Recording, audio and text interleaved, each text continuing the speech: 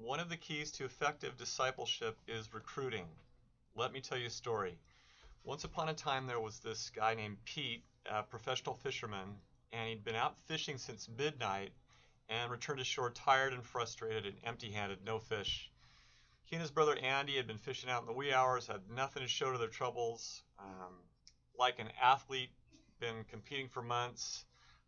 He'd been out all night in a big race and finished last, so he was super tired and exasperated. Have you ever experienced that, an all-nighter, studying, prepping for a big project, presentation that didn't pan out? You know how it feels. You're frustrated and tired and exasperated. Last thing you wanted to do was engage in some new task.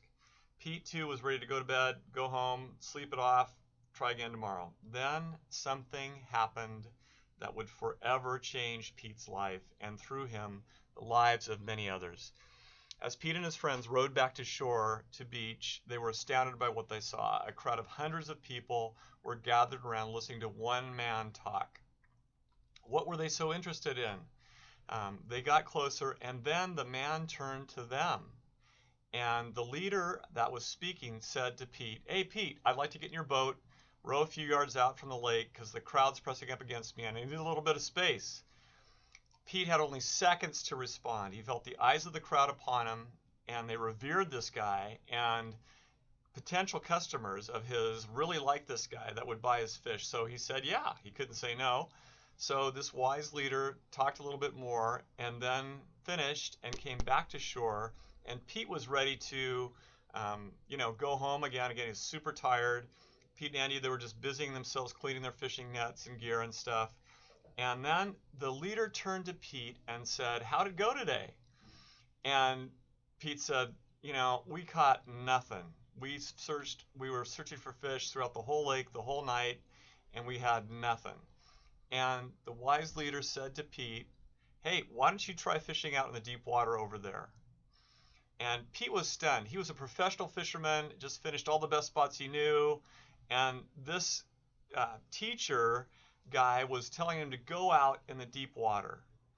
Who was this guy? What was he thinking, Pete thought? We just spent a half an hour cleaning our nets. Now we got to go out again. Pete vented his emotion and said, "Listen, we've been out all night, but just because you're saying it, I'll do it." And he pretty much was doing it because of, the customers and the potential crowd and his fear of losing sales. So he went out and said to the guys, "Let's get this over." So he rowed way out in the deep water in the lake, and there's usually not any fish in the deep water, he's just thinking, because there isn't a lot of vegetation out there. But he set his nets out, let them gently go down in the water, and amazingly, he caught more fish than his entire boat could contain. He had to motion for his other partners to come over to help them get this massive net of fish into shore even, and it was amazing. So Pete just said, "Wow, I can't believe this. This guy is phenomenal. I really want to follow him." And that's the first lesson in discipleship. What did you learn from it? What are some of the keys to recruiting? What are the keys to getting the right people? So the first is not what you'd think. It doesn't have anything to do with monster.com, doesn't have to do with interviewing or reading resumes, but it's the power of observation. What is the power of observation? What is the power of recruiting someone by observing their behavior when they're not aware that you're intentionally observing them? Well, what you see will be more likely what you get. They won't be play acting or putting on their best behavior like in an interview or a resume sort of setting. They'll be acting normally, just as if they would, as if you weren't there. So the wise leader with the fishermen was looking for character. He was looking for attitudes. When he was observing them, he observed them over time when they're fishing. What happens when they caught fish? What happens when they didn't? What happens when other fishermen were trying to come in and poach some of their catch? What happened when they were frustrated? What happened when one of the other fishermen showed up late?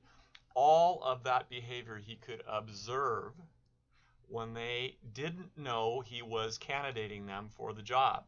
Therefore, they behaved very normally. So he could see the character and values. He could train them for skill, but values are very hard to train for, much harder to form because they're formed over several years. I mean, think about it. How long did it take for you to form the values, to try and form the values in your children? Maybe they're still not formed, but at least 18 years, right? So this character and values of people is very hard to form. Therefore, it's best to find people that already have the character, and you can do that through observation. So this has been shown in, for example, in professional sports for years. Andy Dorrance, head coach of the U.S. women's soccer team that eventually won the gold and silver medal that's chronicled in this video, Dare to Dream, basically recruited Mia Hamm, Julie Foudy, Joy Fawcett, Christine Lilly, Brandi Chastain, for example, in 1987 when they were 15 and 16 years old. He had the ability to spot talent through recruiting, right? By observing them on, when they're playing a normal game, when they didn't really know that he was there. So Mia Hamm, for example, would be great. And he realized this just with one practice game. She showed her potential. Mia Hamm had the ability, incredible bursts of speed, great quickness, and a great uncanny ability to score. So Dorrance took her raw talent and developed her and these other players into stars. Hamm, for example, held the international record in both men's and women's soccer for goal scoring at 158 goals for over 3 decades. Bill Walsh, head of the San Francisco 49ers, sorry Seahawks fans, positioned his team for the Super Bowl with just a shoestring budget, and he did it with his ability to recruit talent. For example, unheralded players, basically unknown players. Joe Montana went in the 3rd round of the NFL draft. Jerry Rice, similarly. Jerry Rice was from Mississippi State College. Have you ever heard of Mississippi State? Very small, unheralded college and player, but again, Walsh's ability to observe and to pick out diamonds in the rough, unheralded players, kind of at a lower budget, and develop them into great players was the key to his success. So, back to the wise leader. He'd observed these potential fishermen over time, thought they were the right kind of, had the right kind of stuff, right kind of character, but he had to be sure. So the next 3 sort of elements of his recruiting technique are key. So the first thing he did was designed what I would characterize as a low degree of challenge test, for his potential recruits. Physical tasks or psychological tests have all been shown to have greater degrees of success in recruiting. But the key difference between these tests and more common pre-employment screening exam is the focus that this recruiter had on emotional recovery and lifelong learning. Emotional recovery and lifelong learning, okay? So the wise leader was not interested in assessing how much Pete knew, like a classic pre-employment, maybe it's a typing test or an accuracy test or something like that. But he was interested in his openness to learning new things and his ability to emotionally recover. Okay, so what did he do? The fishermen he targeted to recruit had not had a great night, as you know. They had 0 fish. So the first test was challenging because Pete and the fishermen wanted to go home. So this is an emotionally challenging test. The fisherman just asked them if he could go out on their boat and teach from their boat because he didn't have a lot of space. So the leader had to know if he would follow them, if the fishermen would follow them into an entirely new and unknown skill set. So the ability just to trust and follow the leader in the unknown with an emotional test was key. Because when you're trying new things, how many of you know that you might fail? So these follow the leader types of tests in recruiting may be even more important in today's economy, which is marked by times of rapid and constant change. The shelf life of, think about it, the shelf life of knowledge in most fields today is as little as 3 months. In healthcare, for example, surgeons must go and retrain at least every 3 to 6 months, or they'll be passed up by others who know more than they do. The wise leader was about to invest 3 years of his life in Pete and his friends. Otherwise, why bother? If they're not open to following and open to new learning, why even bother? Second second test was a high degree of challenge test. So Pete called the professional fishermen to go out and cast their nets in deep water. Now, this was totally counterintuitive.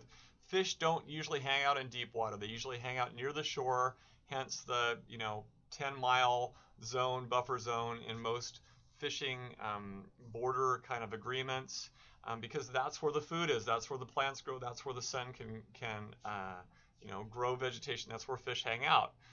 Pete and his fishing partners had invested their entire life in fishing and an entire evening, and they've caught nothing. Now the fisherman's asking him to go out again. You could see the emotional challenge here, right? They wanted to go home and go to sleep, but would they follow?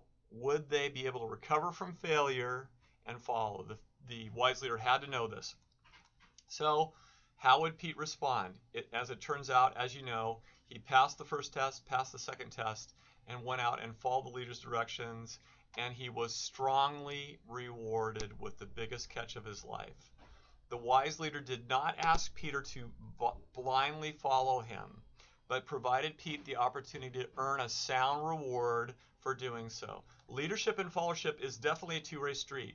The two recruiting tests gave the wise leader a chance to see if Pete would follow him and recover from emotional failure and follow him into new areas of learning, which would be key in an era of new change, as well as an opportunity to prove himself to Pete. Fundamental question that all workers ask themselves is, what's in it for me? Pete passed the recruiting test, and hence the wise leader was able to earn Pete's trust and reward him for doing so. The promise of a significant surprise reward strongly influenced Pete's response. So, what can we learn from the wise leader? Observation is key. So how can you observe? Internships are the best way. Low-cost opportunities for you to observe people and see what they're really made of, see about their character, see about their values, see about their attitudes before you invest. Field trips, volunteering, networking opportunities where you have a chance to observe potential people that you might want to hire when they aren't looking are key. Sports teams where you're on, kind of volunteer or, what am I trying to say?